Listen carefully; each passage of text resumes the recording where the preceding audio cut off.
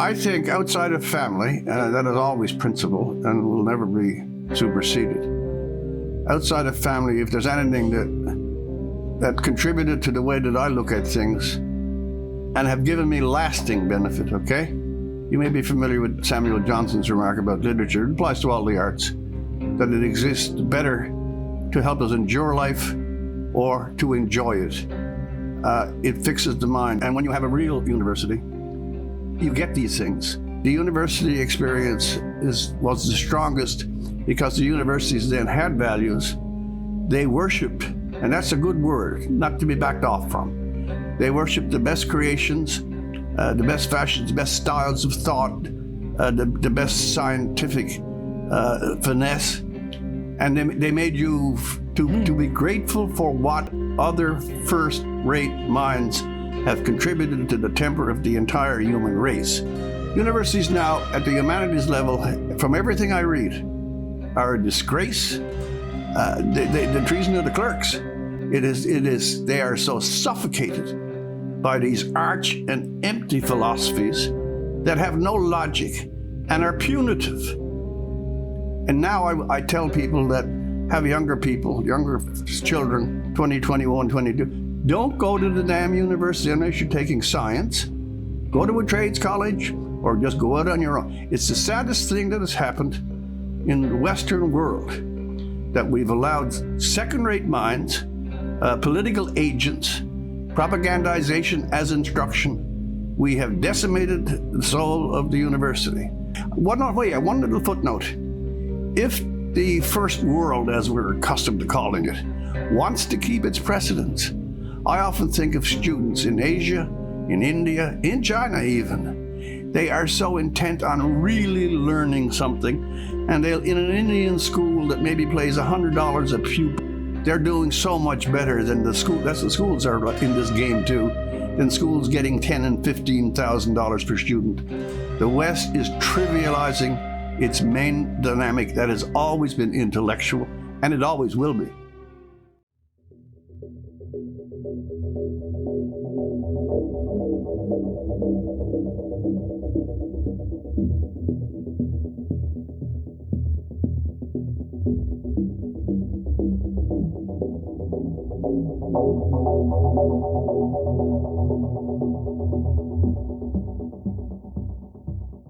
By the way, the whole idea of disinformation and misinformation coming out of the mouths of this government, I mean, they are the greatest purveyor of confusion and evasion and the law. I'm inclined to believe that this idea that these intellectuals, it's mainly a shallow cabinet. I don't care how condescending that sounds, but it mainly is. That they somehow or other have been given Vatican-like infallibility to judge what is correct and is not correct, and protect the tender sensibilities of minds that are better than their own. You don't let power determine information, thought, and speech. This is 2022. I haven't got the year exactly right, but 1637, 1640, or somewhere near that. It was when Milton wrote Areopagitica. And of all the great speeches about free expression, the value of books, the value of publication, of all the defenses of real free speech and real free thought, the Areopagitica is classic. And as Milton says, whoever knew truth to be defeated in an open contest. Now that's 1637. The greatest invasion of civil liberties has been passed by with so mellow a response, and called a group of savvy, common sense citizens, fringe minority racist. If I can set one part of the community against the other, he extemporized a narrative that these were villains and Americans and were being funded by dark right-wing forces outside the country. That's the worst, because it confounds so many issues together. Well, it's also a stunning accusation. Yeah, it is. Levied against 50% of the population. And when the Emergency Act was invoked, in my judgment, for spite and partisan reasons, Jagmeet Singh had already guaranteed Justin Trudeau would have no parliamentary interference. I don't know what's the deal. They talk about dental plans and a few things the NDP won, but I don't know the internalities. What was the discussion? what went on between Mr. Trudeau and Mr. Singh, and he would oblige them, meaning Singh, for the next 3 years and preserve them from criticism. This is the telling moment. Well, it's quite stunning, isn't it, that the NDP can enter into a pact with the devil, let's say, and none of us even know why. It's like, what's in it for you, Jagmeet? Oh, nothing. Well, nothing doesn't seem like a very good bargain. So what the hell's going on behind the scenes? We'll say, hey, Mr. Trudeau was going too far with the information legislation. He went far too far with the Emergency Act, and his attempt to put division, especially against the working class of Canadians during the trucker protest, that was most unseemly. We don't have opposition from the media in the main, and obviously with Mr. Singh guaranteeing Mr. Trudeau, that's how Mr. Trudeau can cancel Parliament for next year. This is the central dynamic of the entire political moment of our time. And I have not seen one major presence on the Canadian media scene. Sit Jagmeet Singh down 30 minutes and let's have the story. You have not seen it. Yep. Remember, the War Measures Act was the forerunner of the Emergency Act. Who stood up against it? Who took the flak? Who took the bad public relations? It was Tommy Douglas, the leader of the New Democratic Party, saying it went too far. Mr. Trudeau, the elder, should not have that power during a pseudo-crisis. And then you had the capstone, that these people who drove 2,500 miles in February across the northern landscape to protest a given government issue actually were there and had to be paid attention to because they wanted to overthrow the Canadian government. That statement is so extreme that it is beyond laughable.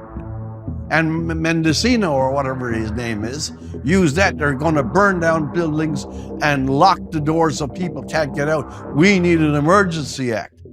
Justified the imposition of the equivalent of the War Measures Act, because that's what it was, to completely suspend the Charter of Rights on a philosophic basis alone. He basically nullified the entire civil liberties of the entire population of this entire country because some trucks were parked on an Ottawa street.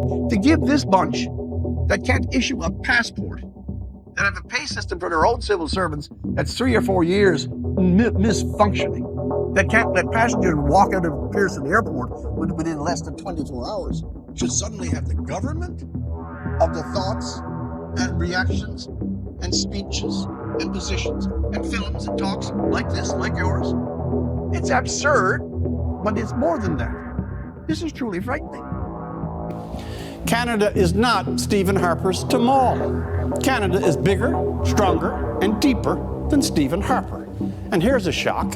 It's bigger and stronger than Justin Trudeau as well. Bigger than all the politicians.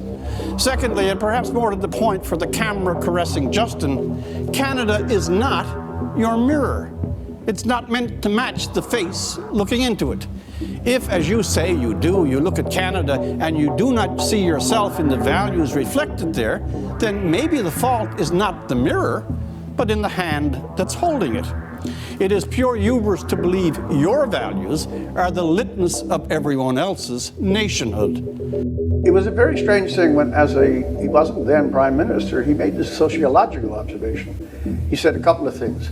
He said Canada has no core values, and secondly, Canada is a post-national state. Now, whether he even understood fully intellectually was, that's a very strange statement. We have no core values, and the idea of a Canadian identity outside of some fuzz on the top of the head somewhere. How can a person who believes that we have no core values be a Prime Minister? Under the banner of diversity, inclusion, and equity, which is really a hidden ideology, pumped up by vast self-righteousness and granting pseudo-infallibility to those who are sensitive. We know this is not the case. Mr. Trudeau got rid of his only Aboriginal female minister. There's equity, there's diversity. They confuse, this is a big point too, they confuse it with saying that you are virtuous is the same thing as being it. There's a blatant arrogance attached to any government that thinks that in the modern communication system, that it should have any business outside of the exact things that are defined by law as incitement and real rabid hate. They will call hate something they simply don't like.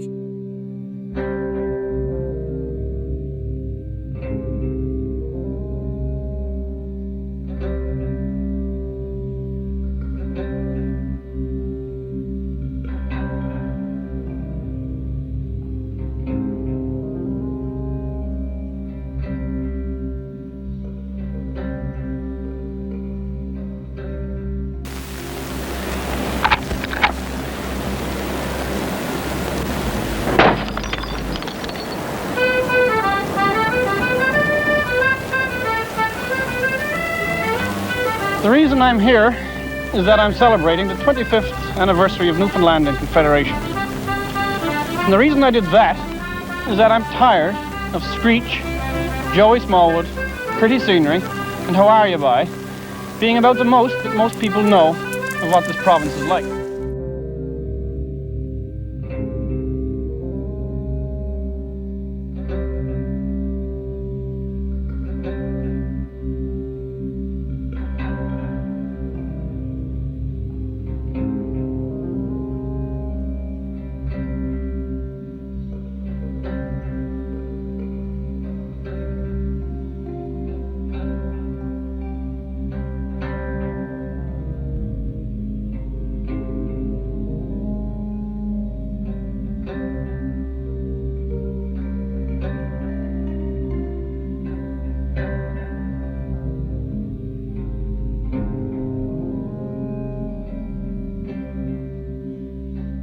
There's been this incredible convergence of ideology within and solidification of ideology within Canadian media. And the only thing that is a little outside of the norm is the far right kind of things that we can get in the Toronto Sun or the Ottawa Sun or some of those other, Post Media, and certainly their columns. And so when I hear all the recent chatter about Canadian values, I think of the line, I don't know much about art, but I know what I like. First things first, of course, there are Canadian values. Curiously, there wouldn't be any value to being Canadian if Canadians didn't have values. But saying there are Canadian values does not mean there's a definitive list. Some are permanent, like military valor, love of the land. Some come into being with new times, expanded notions of tolerance. And some are even light and jokey, reflecting a casual patriotism, the Maple Leafs, Kraft Dinner. At some moments, Canadian values shine with undeniable brilliance and clarity. Take that sad day in October 2 years past when a misfit killed Corporal Cirillo, when the Sergeant of Arms acted a hero on Parliament Hill, and when that fine woman, Barbara Winters, sat by the dying corporal telling him he was loved. Now, there was a moment, those three gave us a tableau of what all Canadians in their hearts and minds would wish to see as the Canadian character. Our values being enacted in moments of mercy and courage. Go back to the Canadian response to 9/11 and that glorious exfoliation of hospitality and neighborliness in central Newfoundland, where the people took into their homes and hearts all those stranded and anguished Americans. If pride can beam, it beamed then. All Canadians celebrated that some of our citizens were acting as all would wish to act in a like circumstance. We saw the same in the Calgary floods, and even more heroically in the fires that roared through Fort McMurray this summer when a wagon train of pickups lined the highway during the exodus and firefighters performed an Olympics of courage and stamina. I can recall, too, the beautiful moments of the farewell to Pierre Trudeau. Even those who had no political sympathy for Trudeau saw in his superb personal qualities, his intelligence and nerve, a rare ideal, paralleled during the passing of another in the same mold, that great sage Peter Lougheed.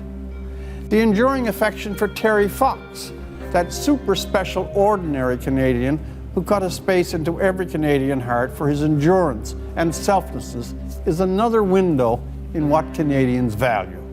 And in a different zone, Wayne Gretzky, a superstar that never played the celebrity king, whose character, quiet in a Canadian way, matched his sovereign athletic genius. Now, there are whole fields I'm ignoring here and whole tracts of history. But in these people we choose to admire, we produce a sketch of what, ideally, we would like to see in ourselves. We project national character as an ideal drawn from the examples of exceptional citizens. And the frame of that picture is the country, the landscape itself. So, yes, Virginia, there are Canadian values, and they are the elements that bind us as one people. That, however elusive and resistant to precise definition, they are projected with unutterable clarity in moments of high achievement and unforgiving challenge. I'm not sure what Canadians' values are, but I know them when I see them. For The National, I'm Rex Murphy.